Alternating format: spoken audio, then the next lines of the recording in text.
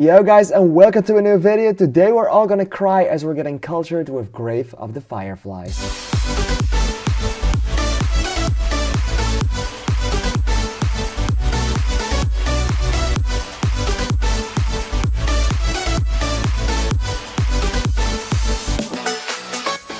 People think about anime and they usually think about the sword fights and the cute faces and everyone else and the big action and everything else. And sometimes they also start thinking about movies like Your Name that have a deep, profound story where the animation really intertwines and really works with the story they are trying to tell. Rarely we have a gem, a movie that is so devastatingly beautiful in every single way that Grave of the Fireflies was. This film is one of the most heartbreaking films to ever exist, to ever grace this earth, and you should definitely see it if you haven't yet already. This is one of the most heartbreaking films. Do not watch it if you are feeling bad, but do watch it if you are a lover of movies, if you're a lover of war films, and if you want to see maybe and probably the best war movie out there, this one definitely is on that radar. Today, I'm gonna get you cultured with this film. I'm gonna give you 3 points that made this film a cultural phenomenon.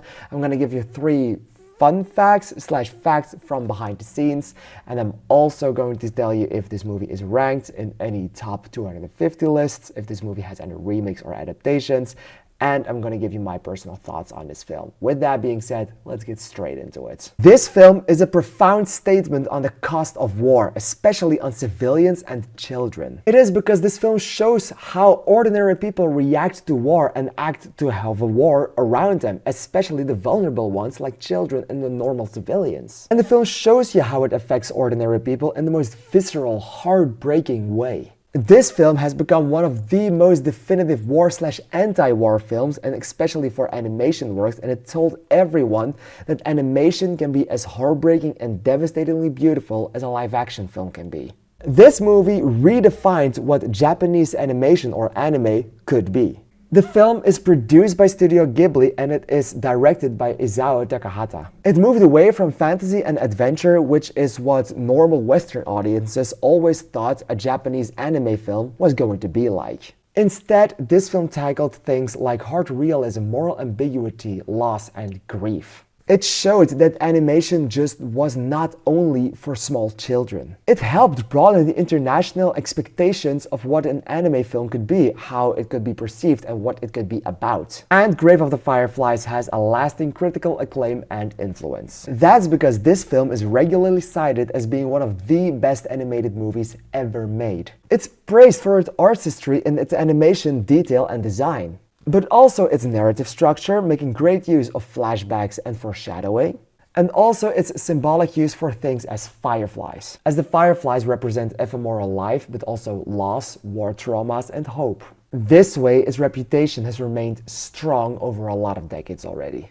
Some behind-the-scenes facts and some fun facts about this film. The first one, this is actually some kind of an autobiographical film, as this film is based on a 1967 short story that was autobiographical, a film by Akiyuki Nosaka. Nosaka wrote it in part as a way to process things like his guilt and survivor's guilt, because the fact is, he survived wartime Japan. His sister did not. And a fact that made my mouth fall open with astonishment, this film was released as a double feature. That double feature, the other movie, together tied with Grave of the Fireflies, was the very light-hearted My Neighbor Totoro. That pairing has such a striking contrast, one being dark, gritty about war and being one of the most destructive films ever, and the other being a light-hearted story. The attention to realism that this film has is partially based on the own experiences of the director Takahata. He used his own memories and experiences on things like air raids to make this film feel as real as possible. And he publicly criticized earlier works from other people for misusing things like the war, the bombings, and everything else. And smaller things like the incendiary bombing or just the sparkles that came off of the bombs upon impact. He strove to depict all of those details with authenticity. Also, the background art was also really important for Takahata. Things like the condition of clothing, scars, and settings were drawn with expertly details. They were used to show degradation and also the passing of hardship. This movie is, because of what it depicts, widely seen as one of the best films ever made, as it is currently sitting at place 37 in the IMDb Top 250 Narrative Feature Films, and it's on place 25 on Letterboxd. Not a lot of people know it, but in 2005 there was a live-action TV drama adaptation of this film. It focused on the same events, but did make some small narrative changes, mostly to the perspective of their cousin and also some family dynamics. A live-action remake of this exact film has been announced actually, and the film is to be directed by Taro Hyugaji. Originally it was going to be directed by Kazuo Karoki, but after his death the entire project was put on hold. And there are no sequels, of course, because this film has a tragic end and the story is done, so it has no sequels. And for me personally, I've seen it twice now, once at home and once in a movie theater, and this film is just extremely heartbreaking. I cry fast with films, I cry a lot with films. So this film, but the thing with this film is, it actually didn't really make me cry, not at least my eyes were not bawling out of their carcasses because of how much I was crying. Yes, there were emotional moments, and yes, I was feeling very emotional, and actually when I was watching this movie in a movie theater for the second time, I cried harder than I did the first time, which was interesting. But the thing with this film is, it's so incredibly heartbreaking that you, after a while, just can't even cry anymore. You just feel like shit. And this movie absolutely makes you feel like a big shit because of everything that's going on. And there's only one other film that has made me feel so miserable for so long after this film ended, that I still think about how miserable I felt. There is one movie that did that I literally had to just sit and drink a Fanta after it, which was The Lighthouse, which was in other ways very eerie and very weird. But the other film, the one only other film that made me feel this way as Grave of the Fireflies did, was Requiem for a Dream, which is also widely seen as one of the most heartbreaking and one of the most intense movies to ever be made. And I feel like this film can definitely hold a spot on that list as well. Not because of drugs or anything, but just because of how tragic it is, how real it is, and how it has no filter. It shows you everything. It shows you death. It shows you pain. It shows you suffering. It shows you suffering in the most incredibly painful way possible. It shows you hope.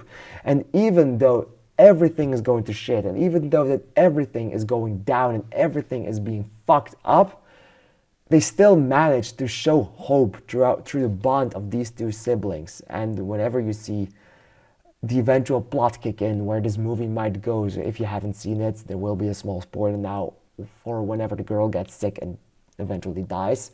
The movie starts losing that spark of hope and starts losing that spark of fun, and it follows you along, and it makes you feel as if you are a part of that little girl and of that little guy, the little brother. And it's so incredibly painful, but so incredibly effective. This is one of the most effective films ever made, and I definitely think this is one of the most devastating films ever made. Still, something holds back this movie from me to become one of my favorite animated movies ever. I think that's just mainly to do because of the fact that it's so incredibly depressing that I just can't get my head around it, and I want to feel some kind of fun with the film. I want to have some kind of a fulfilling effect. Finishing this movie is a fulfilling effect in and of itself because of how devastating it is, but it's also just really fucking devastating. In the end, I decided to give this one 4.5 stars and a heart. This film is incredible. Have you seen Grave of the Fireflies? What did you think of it? Please let me know in the comments down below because I'm really excited to hear your opinion on it. I want to thank you for watching, and I'd like to see you in the next video. Thank you, and bye-bye.